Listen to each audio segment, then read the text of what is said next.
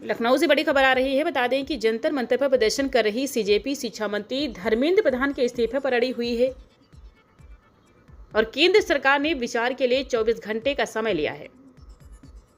लेकिन इसी बीच उत्तर प्रदेश में भाजपा एमएलसी देवेंद्र प्रताप सिंह ने बड़ा बयान देते हुए कहा कि भीड़ तंत्र के कहने पर किसी सरकार को मंत्री का इस्तीफा नहीं लेना चाहिए। अगर ऐसा होता है तो कल का कोई किसी चौराहे पर लोगों को इकट्ठा कर इस्तीफा मांगने लगेगा।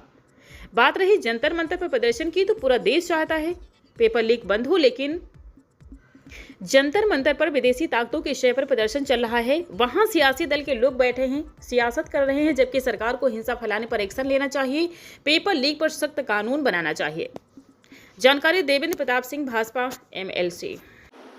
जंतर मंतर पर प्रदर्शन कर रहे कॉकरोच जनता पार्टी के आज प्रतिनिधियों की मुलाकात जेपी नड्डा से हुई। उसमें 2 शर्तें उनकी मानी गई कि मुआवजा दिया जाए जो मृतक हैं उनके परिजनों को, और साथ में किसी भी छात्र पर कोई कार्रवाई ना हो जिन्होंने प्रदर्शन किया। लेकिन धर्मेंद्र प्रधान के इस्तीफे को लेकर बात अड़ गई है।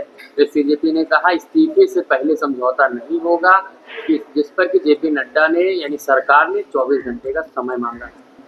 देखिए, भीड़ तंत्र के कहने पर किसी भी सरकार को अपने मंत्री को बर्खास्त नहीं करना चाहिए। ऐसे तो किसी राज्य के चौराहे पर लोग भीड़ इकट्ठा करेंगे और मंत्रियों के इस्तीफे की मांग करेंगे। यह संसदीय लोकतंत्र के सिद्धांतों के प्रतिकूल है। जनता ने सरकार को बनाया है, निर्वाचित सदस्यों में से मंत्री बने हैं, तो भीड़ तंत्र के आगे उनकी बातें मांग लेने पर तो इसका सिलसिला इतना दूर तक जाएगा कि कहीं रुक नहीं सकता। इसलिए मैं अपने अनुभव के आधार पर कह रहा हूँ, किसी भी सरकार को भीड़ तंत्र की मांग पर अपने मंत्री को बर्खास्त नहीं करना चाहिए, और भारत सरकार भी कि भीड़ तंत्र के कहने पर मंत्री को बर्खास्त नहीं करने जा रही है। जो विषय है वो महत्वपूर्ण है कि पूरे देश की जनता चाहती है कि परीक्षाओं में लीक न हो। स्वयं प्रधानमंत्री मोदी जी भी इसके प्रति गंभीर हैं और फुल प्रूफ सिस्टम बनाने की दिशा में सरकार प्रयास कर रही है। जो भीड़ आई है जंतर मंतर पर, उसमें पढ़ने वाले छात्र कम हैं और अराजक तत्व ज़्यादा है। उस भीड़ में प्रधानमंत्री और गृह मंत्री को गालियां दी जा रही हैं, उन्हें मारने की धमकी दी जा रही है। कश्मीर का सांसद वहां मंच से बोला कि हम 370 फिर से लागू करेंगे। उत्तर प्रदेश की सांसद ने बोला कि उत्तर प्रदेश से भाजपा को उखाड़ फेंकना है। स्वामी प्रेमानंद को गाली दी गई। ब्राह्मणवाद के मुर्दाबाद के नारे लगाए गए। नीट पेपर से ब्राह्मणवाद का क्या संबंध है? आप माँ बहन की गाली देंगे, ये बात ठीक नहीं है, कोई सरकार बर्दाश्त नहीं करेगी। अब वो विदेशी फंडिंग से आंदोलन चलाया जा रहा है। उनके जो खाने के पैकेट आ रहे हैं उसका पेमेंट दुबई से हो रहा है, उसका पेमेंट सऊदी अरब से हो रहा है, उसका पेमेंट बांग्लादेश से किया जा रहा है। इस प्रकार से जो विदेशी शक्तियां हैं केंद्र की मजबूत सरकार को अपदस्थ कर एक कठपुतली सरकार बनाने की साजिश कर रही हैं, और ये जो सीजेपी का जो आंदोलन है उसी साजिश का एक इंस्ट्रूमेंट है, उपकरण है। लेकिन पूरी बात सुने, भारत की संसद में एफसीआरए संशोधन बिल आ रहा है। एफसीआरए संशोधन बिल से जो दुनिया का महाशक्ति है वो डरा हुआ है कि यदि ये बिल पास हो गया तो इस पैसे का दुरुपयोग करने पर जो लाभार्थी एनजीओ है उसकी प्रॉपर्टी जब्त होगी। सोनम वांगचुक खुद 2007 में उनसे लद्दाख से के अधिकारियों ने नोटिस भेजकर स्पष्टीकरण मांगा था कि आपने जो विदेशी कंट्रीब्यूशन लिया है उसके हिसाब किताब में हेर फेर, आप इसका जवाब दीजिए। उन्होंने कोई जवाब नहीं दिया।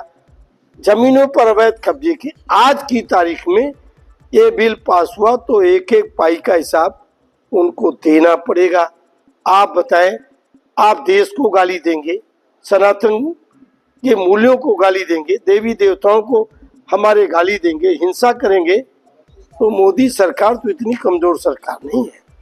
और हमारे जैसे लोग जिनका विश्वास देश की संस्कृति में है, देश के संसदीय लोकतंत्र की परंपराओं में आस्था और विश्वास है, कतई नहीं चाहेंगे कि हिंसा के बलबूते कोई सरकार को झुका सके।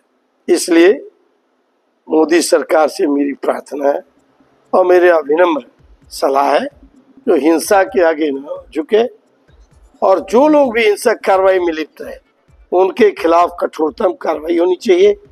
स्पेशल कोड बननी चाहिए। 6 महीने के भीतर ऐसे लोगों के खिलाफ सजा सुनिश्चित किया जाना चाहिए।